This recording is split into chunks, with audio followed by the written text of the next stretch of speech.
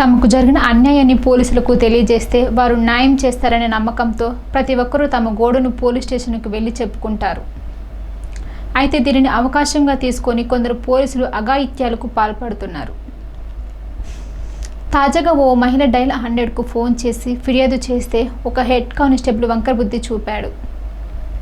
మెల్లగా మాటలు కలిపి ఆమెతో పరిచయం పెంచుకొని ఆర్థికపరమైన లావాదేవీలు నిర్వహించి చివరకు ఆ మహిళను బెదిరించి లైంగిక దాడికి ప్రయత్నించిన ఘటన వెలుగులోకి చూపింది. హైదరాబాద్ వనస్థలిపురం ఠాణా పరిధిలో ఈ దారుణ ఘటన చోటు చేసుకుంది. బాధితురాలి ఫిర్యాదుతో పోలీసులు కేసు నమోదు చేశారు. వనస్థలిపురం పోలీస్ స్టేషన్కు సాహెబ్ నగర్, గాయత్రి నగర్ ప్రాంతం నుంచి ఇటీవల డైల్ 100కు ఓ మహిళ కాల్ చేసింది.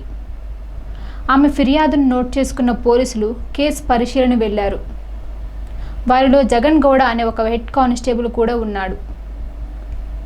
ఆ సమయంలో బాధితురాలితో జగన్ గౌడకు పరిచయం ఏర్పడింది. ఈ పరిచయం ఇద్దరి మధ్య ఆర్థిక లావాదేవీల వరకు దారితీసింది. దీంతో మహిళ తన బంగారాన్ని కుదవబెట్టి డబ్బు తెచ్చి మరీ కానిస్టేబుల్కి ఇచ్చింది. తీసుకున్న డబ్బు తిరిగి ఇవ్వాలని వారి మధ్య ముందే ఒప్పందం కుదిరింది. అయితే ఆ కానిస్టేబుల్ ఆ డబ్బు ఇవ్వడంలో జాప్యం చేయడంలో బాధితురాలు అతన్ని నిలదీసింది.